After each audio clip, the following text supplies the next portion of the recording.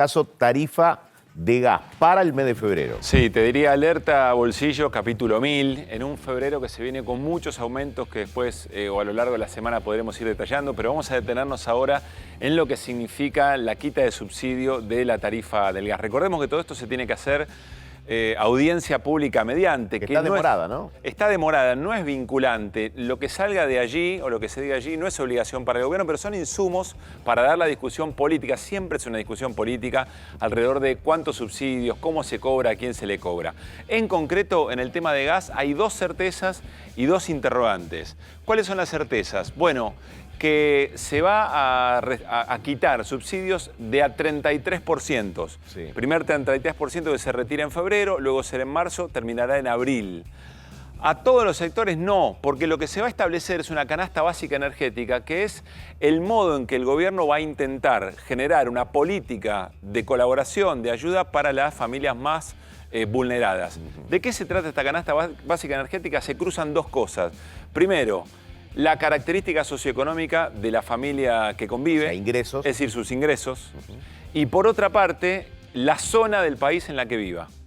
Y de esa manera se va a hacer un coeficiente que le va a garantizar la mínima cobertura indispensable y si no llega hasta eso, allí habrá un subsidio.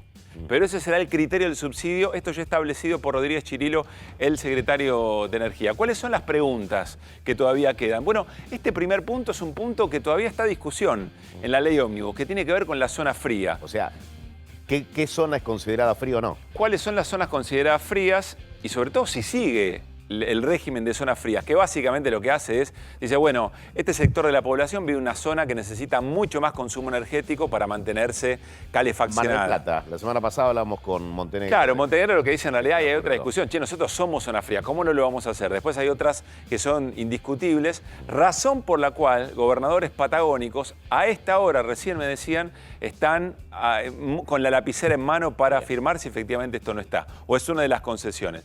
Y el otro tema es esto, que es determinante y se habla muy poco, y tiene que ver con el programa Hogar, que es el gas licuado de petróleo, es decir, las garrafas.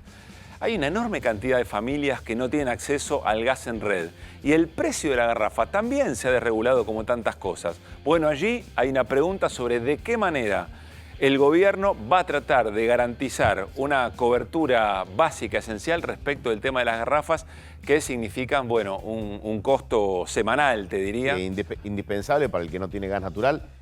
Hablamos hace unos días con quienes vendían garrafas. Sí. Y hay no tantos lugares donde venden la garrafa a precio social, con tarifa social, como para que puedan acceder. Tenés muchos intermediarios. Si lo vas a pagar al mercado privado, se multiplica por 2 o por 3. Y ahí después está la pregunta, bueno, ¿qué es lo que va a limitar el precio, por ejemplo, el costo, digamos, Sí, de un bien como la garrafa? ¿Es efectivamente lo que la familia puede pagar, como dice el gobierno? Entonces ahí se establecen los topes, porque ahí dice, bueno, si yo no vendo tanta garrafa, sí, voy a menos. Pero claro, el costo de eso es que las familias sufran frío o eventualmente que se limiten en una cantidad de comportamientos cotidianos de tal manera de poder llegar con lo que tiene a pagar Pablo, lo que puede. déjame volver a la gráfica, a la placa del 33%. Sí. ¿Sí? Porque en esa queda especificado que en abril ya vas a pagar la tarifa plena.